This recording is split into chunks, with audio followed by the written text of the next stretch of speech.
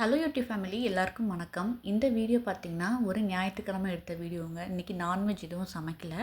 காலையிலேயே ஆப்பம் செஞ்சு சுண்டல் குழம்பு வச்சு சாப்பிட்டு முடிச்சாச்சு. அப்புறம் ஒரு 11 மேலே சமைக்க ஆரம்பிச்சுக்கலாம் அப்படின்ட்டு ரெடி பண்ண ஆரம்பித்தேன்.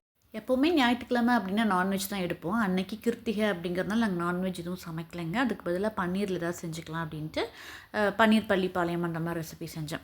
கிருத்திகை இல்லாமல் இருந்திருந்தாலுமே பெருசாக அந்த வீக் வந்து நான்வெஜ் சாப்பிடணும்னு தோணலைங்க. ஏன்னா நடுவில்லாம் கொஞ்சம் கண்டினியூஸாக நான்வெஜ் சாப்பிட்ட மாதிரியே ஒரு ஃபீல் ஆச்சு. அதனால் வேணான்னு விட்டாச்சு. விசாகனும் பெருசாக இல்லை அன்றைக்கி வேணாம் அப்படின்னு தான் சொல்லிட்டான். ஆனால் அன்றைக்கி கரெக்டாக கிருத்திகாவும் போச்சு. அதனால் பன்னீரில் செஞ்சுக்கலாம் அப்படின்ட்டு ரெடி பண்ணிகிட்ருக்கேன். அப்படியே நான்வெஜ்லாம் எடுத்தாலுமே எங்கள் வீட்டுக்காரெலாம் சாப்பிட மாட்டாருங்க. நானும் எங்கள் வீட்டு குட்டி பையனும் தான். நானும் விசாகன் மட்டும்தான் சாப்பிடுவோமா. அதனால் ஒரு குழம்போ ஒரு கிரேவியோ அதை வச்சு அப்படியே முடிச்சிடுவோம். அதுக்கு தான் சொல்வார், மட்டன் கடைக்கு போனால் கடைக்காரங்கிட்ட ஒரு 300 கிராம் 350 கிராம் கொடுங்க அப்படின்னு கேட்டாலே சிரிக்கிறாங்க அப்படிம்பார். அதுக்கு என்ன பண்ண முடியுங்க, ஒருத்தர் தான் இருக்காங்க அப்படின்னு சொல்லிட்டு அப்புறம் வாங்கிட்டு வந்துடுவார். அவர் சாப்பிட்லைனாலுமே ஞாயிற்றுக்கிழமையான கேட்டுருவார், இன்றைக்கி என்ன வாங்கிட்டு வர்றது அப்படின்றதெல்லாம் கேட்டுருவார். விசாகனுக்கு மட்டும்தான் சப்பாத்தி அப்படிங்கிறதுனால மாவு கம்மியாகவே தான் பிசைஞ்சு வச்சேன். ஒரு 6-7 சப்பாத்தி வர மாதிரி பிசைஞ்சு வச்சுட்டேன். அது எக்ஸ்ட்ரா எப்படியும் வரும், நைட்டுக்கு சாப்பிட்டுக்கலாம் அப்படின்ட்டு. அப்புறம் ரைஸ்லாம் கழுவி வச்சாச்சுங்க. குக்கர்லேயே வச்சுக்கிறது சாதம். ஏன்னா முதல்லலாம் ஒரு 2-3 வருஷமாக வடிச்சிட்டு தான் இருந்தேன். அது என்ன ஆகுதுன்னா ரொம்ப லைட்டாக இருக்குங்களா சாப்பாடு, சீக்கிரமாகவே பசி எடுத்துக்குது. சரி, அதனால் சரி குக்கர்லேயே வச்சு பார்க்கலான்னு சொல்லிட்டு குக்கரில் வச்சு சாப்பிடும்போது நல்லாவே ஈவினிங் ஆகிற வரைக்கும் நல்லா பசி தாங்குதுங்களா. ஈவினிங் வரத்துக்குள்ளேயே பசிக்க ஆரம்பிச்சிடும். ஒரு 2 மணி நேரத்தில் பயங்கரமாக பசி எடுத்துக்கும். அதனால் மறுபடியும் குக்கர்லேயே வச்சு சாப்பிட்லான்னு சாப்பிட்டோம். நல்லாவே பசி தாங்குது. அதனால் குக்கர்லேயே வச்சுக்கிறதுங்க இப்போல்லாம்.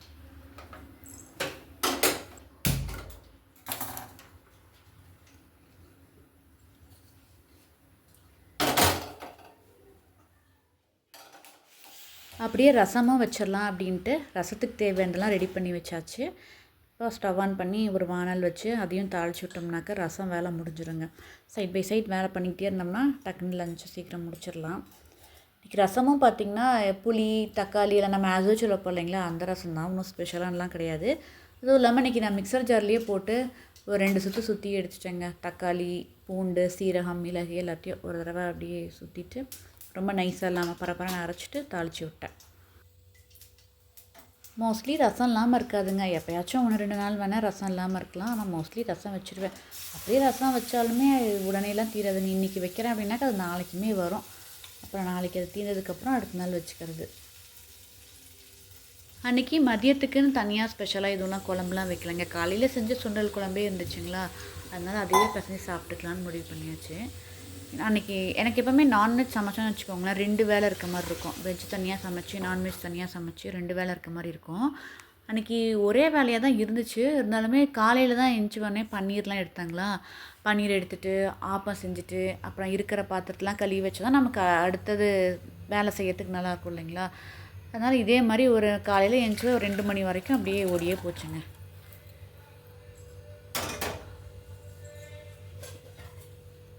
பன்னீர் பள்ளிப்பாளையம் செய்யறதுக்கு தேங்காய் மெயின் இல்லைங்களா, அதனால் தேங்காய் கீற்று போட்டு வச்சுட்டு சின்ன வெங்காயம் பூண்டு அது எல்லாமே ரெடி பண்ணி வச்சாச்சு. அப்படின்னு பன்னீரையும் கட் பண்ணிவிட்டு நம்ம ரோஸ்ட் பண்ணிட வேண்டியது தாங்க.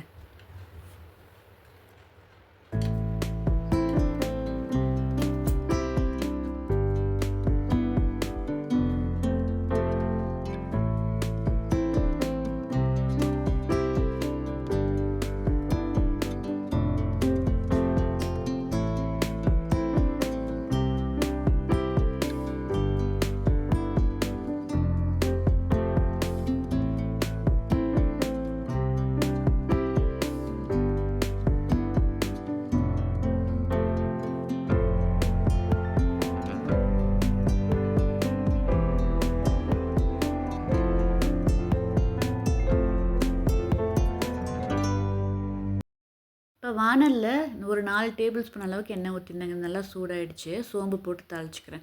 ஏன்னா இதில் இஞ்சி பூண்டு பேஸ்ட் எதுவும் போட போகிறதில்ல. அதனால் இந்த சோம்பு நல்ல ஒரு ஃப்ளேவராக இருக்கும் அப்படின்ட்டு சோம்பு தாளிச்சிட்டு இது கூட நம்ம பல்லாக கீற்றி போட்டு வச்சுருந்த தேங்காய் அதுவும் சேர்த்துட்டு இடித்து வச்சுருந்த பூண்டும் நல்ல ஒரு ஃப்ளேவராக இருக்கும் இல்லைங்களா. அதனால் இஞ்சி மட்டும்தான் சேர்க்கல, இடித்து வச்சுருந்த பூண்டு சேர்த்துட்டு வரமிளகா சின்னதாக கட் பண்ணி வச்சுருந்தாங்க, விதையெல்லாம் எடுத்துகிட்டு. அதாவது காஷ்மீரி சில்லி தான் சேர்த்துக்கிட்டேன், நம்ம நார்மல் மிளகா சேர்த்துக்கல. காஷ்மீரி மிளகாய் சேர்த்துட்டு இதை எண்ணெயில் எல்லாத்தையும் ஒரு பிரட்டினதுக்கப்புறமா சின்ன வெங்காயம் கட் பண்ணி வச்சுருந்தேன், நல்லா ஸ்லைஸ் பண்ணி வச்சுருந்தேன், அதையும் இதை போட்டுட்டு ஒரு பிரட்டினதுக்கப்புறம் பன்னீர் சேர்த்துக்கலாம். பன்னீரை தனியாக கூட ஃப்ரை பண்ணி எடுத்துருக்கலாம், தனியாக ரோஸ்ட் பண்ணுவோம் இல்லைங்களா, அந்த மாதிரி பண்ணியிருக்கலாம்.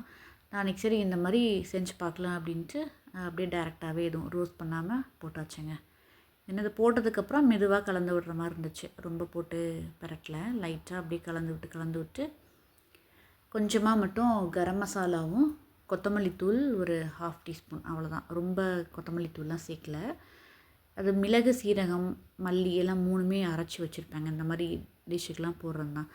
அதில் வந்து ஒரு 1/2 டீஸ்பூன் மட்டும் போட்டுட்டு கரம் மசாலா ஒரு 1/4 டீஸ்பூன் அளவுக்கு மட்டும்தான் போட்டிருந்தேன். போட்டு அப்படியே ஒரு 15 நிமிஷத்துக்கு பரட்டி விட்டோம்னா நல்லா கலர் சேஞ்ச் ஆகி நமக்கு பார்த்தாலே வித்தியாசம் தெரியும், நல்லா இதுலேயே ரோஸ்ட் ஆகிடுச்சு, டேஸ்ட்டுமே ரொம்ப நல்லா இருந்துச்சு. பன்னீர் ரெடியான உடனே சப்பாத்தியும் போட்டு கொடுத்தாச்சுங்க. அது நான் தான் ரோல் பண்ணுவேன் அப்படின்னு சொல்லிட்டு அது ஏதோ கீழே விழுகாத மாதிரி, நம்ம நார்மலாக அப்படியே வச்சு சுற்றிடுவேன், அந்த மாதிரி பண்ணக்கூடாது. இந்த மாதிரி நடுவில் வச்சுட்டு ஒரு பேக்கெட் மாதிரி பண்ணிவிட்டு கீழே கவுத்தினாலும் விழுகாத மாதிரி ஒரு ரோல் பண்ணி எடுத்துகிட்டு போயிட்டான்.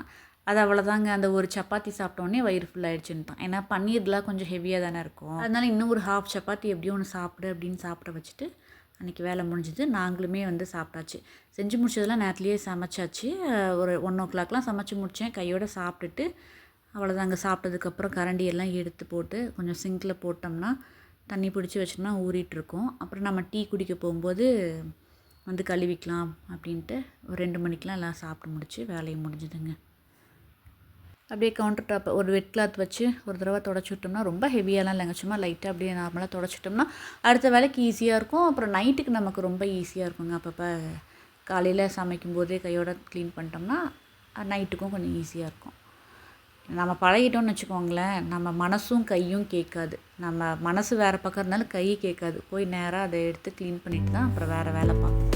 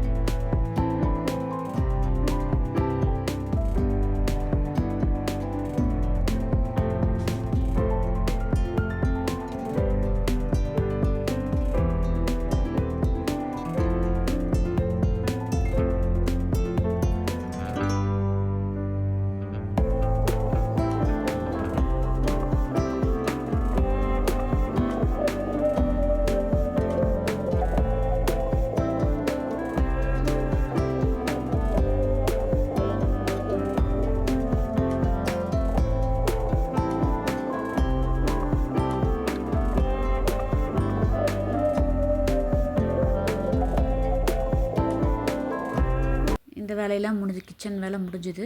இது என்னென்னா இஞ்சி வந்து காலையிலேயே சீவி வச்சுருந்தேன், கொஞ்சம் பேஸ்ட் மாதிரி அரைச்சி வச்சுக்கலாம் அப்படின்ட்டு சீவி வச்சுருந்தது. கொஞ்சம் ஈரமாக இருந்துச்சுங்களா, அதை கொஞ்சம் உணர வச்சு அப்புறம் அரைச்சிக்கலாம் அப்படின்ட்டு வச்சேன். அப்புறம் சுண்டல் வந்து கொஞ்சம் எக்ஸ்ட்ரா ஊற வச்சுருந்தேன். இந்த மாதிரி ஊற வச்சு கொஞ்சம் தண்ணி இல்லாமல் வடிச்சிட்டு கொஞ்சம் உணர வச்சு ஒரு கிளாஸ் கண்டெய்னரில் போட்டு க்ளோஸ் பண்ணி வச்சுருவாங்க லிட்டு போட்டு. அதனால் ஏதாவது டக்குன்னு தேவைன்னா யூஸ் பண்ணிக்கிறது, அதனால் அந்த வேலை இருந்துச்சு. இது அப்படியே இருக்கட்டும், அப்புறம் ஈவினிங் டீ குடிக்க வரும்போது அதை பார்த்துக்கலாம் அப்படின்ட்டு அதை அப்படியே வச்சுட்டு வந்தாச்சு. அவ்வளோதாங்க, இந்த வீடியோ நான் இதோட முடிச்சுக்கிறேன். நம்ம இன்னொரு ரெசிபி ஏதாச்சும் நம்ம போடும்போது மீட் பண்ணலாம். இவ்வளோ நேரம் பொறுமையாக பார்த்தவங்க எல்லாருக்குமே ரொம்ப நன்றிங்க. பாய்.